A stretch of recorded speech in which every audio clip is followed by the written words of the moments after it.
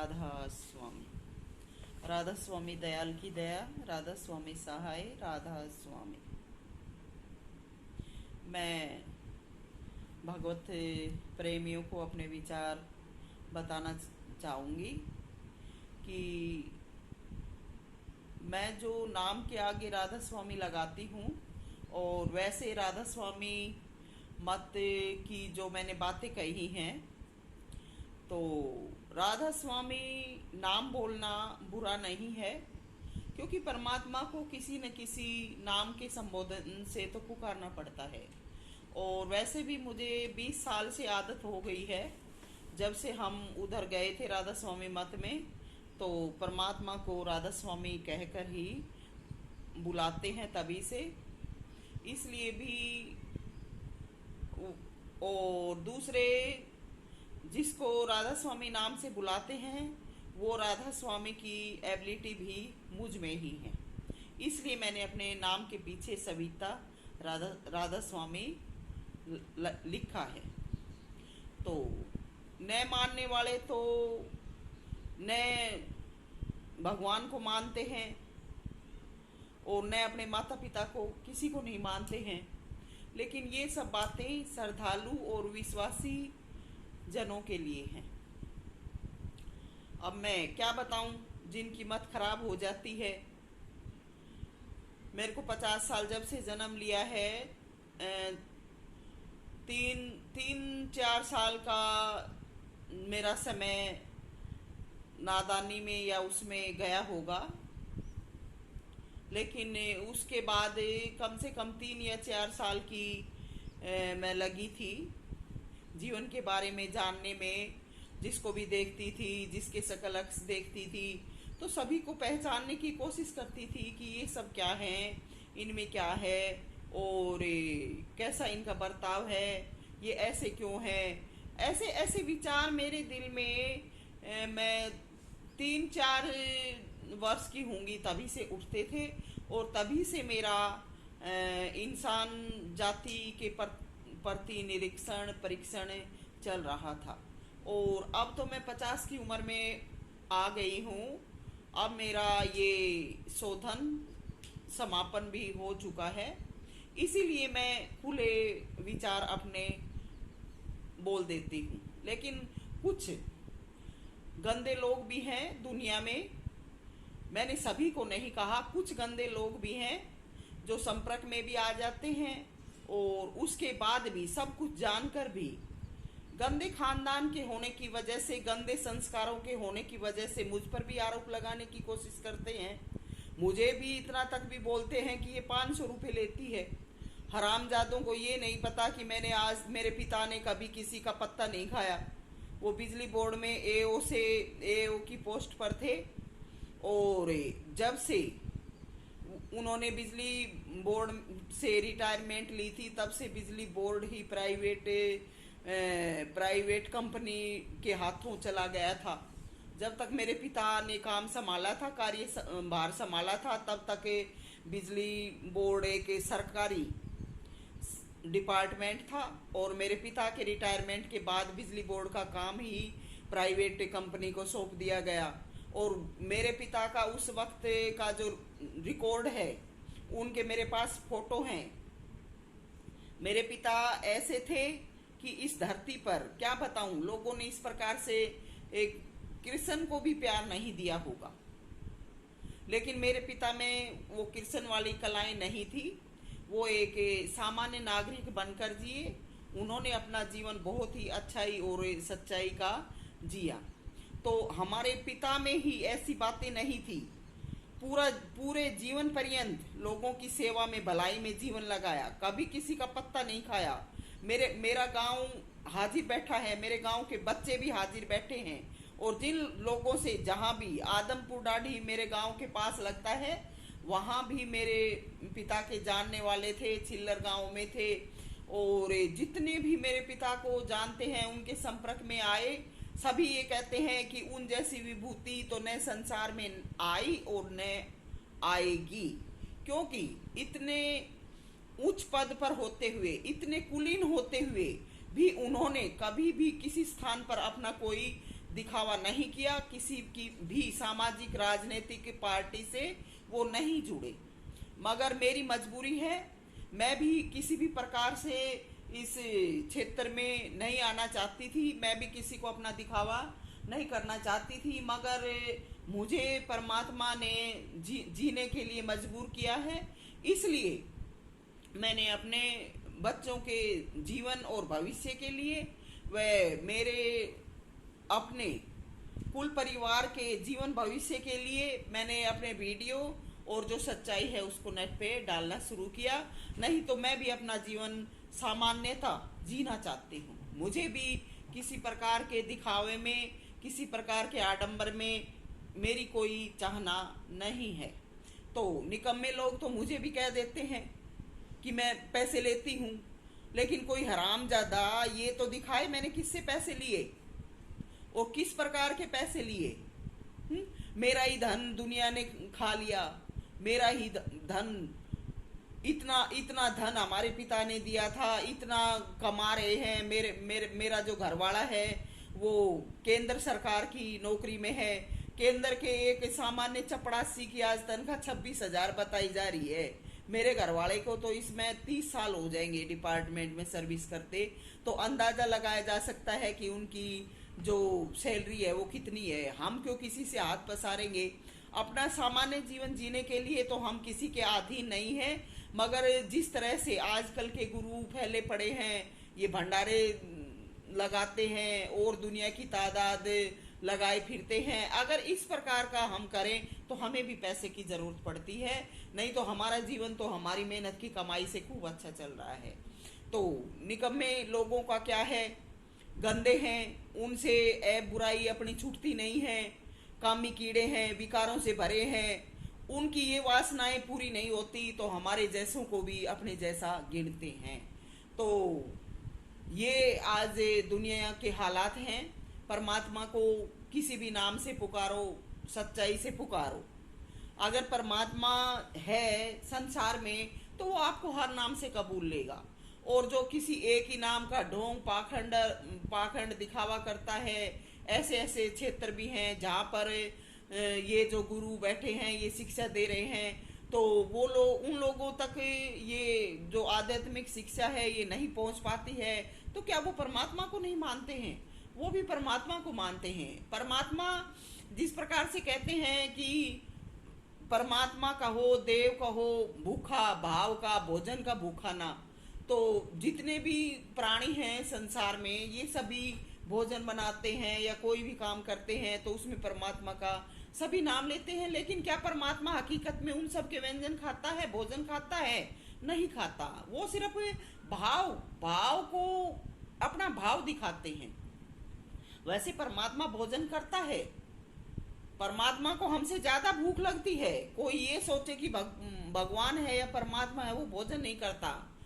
जब हम छोटे छोटे सामान्य उसके छोटे से अंश हैं और हमें इतनी भूख प्यास लगती है, तो वो इतना विशाल विराट रूप है, क्या उसको भूख नहीं लगती है? उसको भी भूख लगती है। परमात्मा भी भोजन करता है, लेकिन परमात्मा जो भोजन करता है वो सभी बंदोबस्त नहीं कर सकते।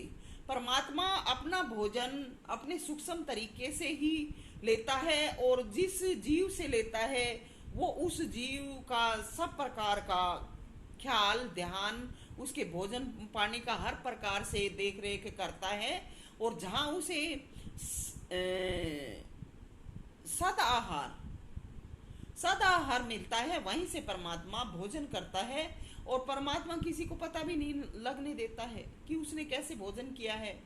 तो आज संसार में ये अनेक प्रकार की जो विपदाएं आपदाएं आई हुई है, ये हम सब इंसानों की जो संकीर्ण बुद्धि है उसी की वजह से आई है। क्योंकि हम अपनी पावर को ज्यादा मानते हैं। परमात्मा नाम की जो चीज है, जो वस्तु है, उसको तो कोई मानना ही नहीं चाहता। और जो जानता है वो भी परमात्मा को या तो डर की वजह से उसको नहीं चाहता है, या फिर उसके काम अपने पूरे हो जाते हैं इसलिए वो तवज्जो नहीं देता है। तो इसी कारण परमात्मा जो शक्ति है वो हम इंसानों से खुश नहीं हैं। और दूसरा कारण ये है कि हमने जो भी आजकल का रहन सहन जो बना लिया है, जहां भी देखते हैं जितना भी एरिया लोगों ने घेर लिया है, उस एरिया को पूर्ण रूपेण पक्का ऐसे ऐसे मार्बल के पत्थर लगा के रोडों को और जो जितना भी एरिया है ऐसा पक्का बना दिया है कि उसमें पानी के जाने का कहीं कोई छेद ही नहीं है। अब लाख लाख घरों का एक नाला बन गया। अब लाख घरों का पानी एक बार में जब चलता है तो वो बाढ़ का रूप ले लेता है। अगर इस प्रकार की काटबाद इन पर्वतों की, पहाड़ों की, इनकी न की जाए और सामान्य जो जीवन है उस प्रकार से जीवन जिया जाता, तो हमें इन बाढ़ों का और इस प्रकार का जो भी अभाव वाला जो जीवन मिल रहा है, इनका सामना नहीं करना पड़ता। दूसरे नंबर पर बात यह है कि हर इंसान को आपाधापी लगी है। कोई भी इंसान शांति से उसके पास जीवन है उसको जीना नहीं चाहता। कोई भी समझ, बुद्धि, विवेक से कोई नहीं जी रहा। चाहे कोई कितना भी पढ़ा लिखा है, वो भी उदंडी बन रहा है। उसको अपने पदोदय की भी चिंता नहीं है कि तू जो ये कर रहा है ये तेरे लिए अच्छा नहीं है। खुद को संभाल, अपना जीवन अच्छा बना, क्योंकि प्रकृति में तुझे ऊंचा पद मिला है, ऊंचा पद ओधा मिला है, उसके अनुसार अपने जीवन को बनाएगा तो तुझे सुकून शांति मिलेगी। लेकिन नहीं, पद ओधा सिर्फ इसलिए पाते हैं कि उनको एक अच्छी सैलरी मिल जाए, उसके अनुसार अपने व्यवहार को ढालना इंसान को पसंद नहीं है। और इसीलिए ऊंचे पद वालों का भी जीवन सुखी और शांत नहीं है, क्योंकि उनमें भी बुराई भरी है। इसी प्रकार से जो राधा स्वामी मत चला था, नाम में किसी में बुराई नहीं है। नाम तो नाम होता है, परमात्मा को भजने का एक जरिया तरीका है। लेकिन इनके जो गुरु बने हैं उनमें कमियां हैं, उनमें खामियां हैं। इसकी वजह से, उनकी खामियों की वजह से हमें इन नामों को भी छोड़ना पड़ता है और उन गुरुओं को भी छोड़ना पड़ता है। अगर ये कमियां इन गुरुओं में, इन मानने वालों में न आए तो नाम में कोई कमी नहीं होती है। परमात्मा को किसी भी नाम से भजो, मगर इंसान में सद्गुण तो होने चाहिए। जो नाम मांगता है वो अच्छाइयां, वो नेकियां तो होनी चाहिए। लेकिन आज के युग में किसको कहें? भगवान अपनी आंखें बंद कर लेता है शर्म से। ऐसे ऐसे गंदे लोग हैं, उनकी जो हालातें हैं, वो जो बदमाशी करते हैं, उनको देख के भगवान आंखें बंद कर लेता है। लेकिन गंदे लोग अपनी बदी करने से नहीं मानते हैं।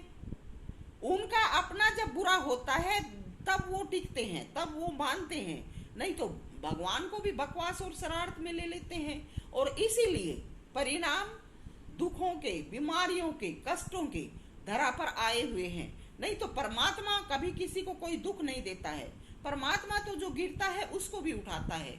लेकिन जितने भी गुरु बने हुए हैं, इनके सिर्फ अपने अपने जनों तक सुख पहुंचाने के काम है, या फिर जहां तक इन्होंने अपने संख्या बढ़ा रखी है उन लोगों को अपनी संख्या बढ़ाने के लिए, ताकि उनके काम अच्छे तरीके से चल जाए, उनके पास पैसा आता रहे, तभी इतने लोगों को इज्जत सम्मान दे रखा है। नहीं तो जो सच्चाई है, सच्चे हैं, कह देते हैं लोग कि आज सच्चे लोग दुखी हैं और इस प्रकार के झूठे हैं, आडम्बरी वो सुखी हैं। सच्चे लोग क्यों दुखी हैं? क्योंकि सच्चाई वाले मेहनत का, ईमानदारी का, नेकी का खाते हैं, नेकी पे चलते हैं। जो बंधन में है उनको तो बंधन से दुख होगा ही। जो खुले हैं उनको दुख नहीं होता, वो कितना भी कमाते हैं, कैसे भी खाते हैं, कैसे भी रहते हैं। तो ये सब दुख इन सब की गंदी और बुरी आदतों के कारण धरा पे हो रहे हैं। नहीं तो किसी प्रकार के दुख की कोई भी हम कल्पना नहीं कर सकते, क्योंकि परमात्मा ने जो सृष्टि रचाई है उसमें किसी प्रकार की कोई कमी नहीं छोड़ी है। एक साल में कितने मौसम चेंज होते हैं, उसी मौसम के अनुसार फल, फ्रूट, सब्जी और हरियाली, जो भी परमात्मा का काम है उसमें कहीं भी किसी चीज की कोई कमी नहीं है। कमी है तो इंसानों के देख रेख करने में, उनके व्यवहार में और उनके जीवन में अच्छाई अपनाने की कमी है। तो परमात्मा किसी भी प्रकार से दोषी नहीं है। जितने भी सुनने वाले हैं, जिनको मेरी बात सुनने को मिले, तो वो सब अपने जीवन में सुधार करें, अपने मिलने वालों से भी अच्छा व्यवहार करें, उनको भी सच्ची और अच्छी शिक्षा के बारे में बताएं। तो यही नाम है, यही सत्संग है और यही संदेश है कि बुराइयों से बचो, अच्छाई करो और पहले अपने गुणों को, अपने दोषों को देखो, आजमाओ, तो फिर पता लगेगा कि हम कौन हैं, दूसरे क्या हैं। अब जो पुराने वक्त के संत हुए थे, हमने तो आंखों से नहीं देखा, लेकिन उनकी वाणियों को सुनकर पढ़कर लगता है कि उन्होंने जीवन में गहन अध्ययन किया था, वो अच्छे मेहनती थे, तभी उनके मुख से ऐसी ऐसी बातें हमें सुनने को मिली। वो ऐसा संदेश हमारे लिए छोड़ के गए थे। कबीर साहब जो बताते हैं, उनकी वाणी में आया है कि बुरा जो देखन में चला, बुरा ने मिलिया कोई, जो दिल खोजे आपना, तो मुझसे बुरा ने कोई। तो इंसान को पहले अपना दिल खोजना चाहिए, अपने बारे में जानना चाहिए, फिर दूसरों के ऊपर देखना चाहिए और दूसरों पर तो कभी भी कोई आरोप का भूल कर भी नहीं लगाना चाहिए, क्योंकि हर इंसान के कर्म, हर इंसान का कर्म अगाड़ी है, हर इंसान को कर्म भोगना पड़ेगा। कोई गलत जुबान बोलता है, उसको भी उस गलत जुबान का भी फल मिलेगा। संत महात्माओं की विद्वानों की भाषा में आया है कि मनसा वाचा कर्मणा दुख काहू ना दे, ऐसी रहनी जो रहे वो ही सबद रस। सबद परमात्मा को कहा गया है, वो ही सबद रस ले। तो कभी भी किसी प्रकार को मन से, वचन से, कर्म से कभी दुख मत दो। किसी को भी अपनी जुबान से बुरा मत बोलो, किसी को भी अपनी आंखों से बुराई के रूप में मत देखो। जिस किसी को देखते हो उसको अच्छाई के रूप में देखो। अगर उसमें किसी प्रकार की कोई कमो बेसी नजर भी आती है तो उसको चेताओ कि भाई ऐसा आपके लिए अच्छा नहीं है, तो ऐसा करो। तो इस प्रकार से किसी भी प्रकार किसी को कोई दुख मत दो। हर इंसान का लेख है, जो जैसा कर्म करेगा उसको वैसा फल मिलेगा। गीता में एक जगह पे आया है, श्री कृष्ण अर्जुन को कहते हैं कि हे अर्जुन, हे पार्थ, कर्मण्या ही अधिकारियन्ते मा फलेषु कदाचन। इंसान को कर्म करने का अधिकार है, अच्छे कर्म करने का अधिकार है, उसको फल की चिंता नहीं करनी चाहिए, क्योंकि फल देने वाला जो अजर अमर अविनाशी मालिक है वो हर वक्त जागता है और वो हर प्रकार की चींटी की, कीट पतंगे की, इंसान की, जो भी पशु खगचर नभचर जो भी है, हर एक चीज की क्रिया को, हर एक चीज को देखता है। तो वो अपने आप हर चीज को रिकॉर्ड करता रहता है कि किसका क्या कर्म है, किसको क्या फल देना है। तो फल की इच्छा मत करिए, जहां तक नजर जाए अपने अवगुणों को, बुराइयों को निकालिए और अपने जीवन को अच्छा बनाइए। यही सत्संग है। राधा स्वामी।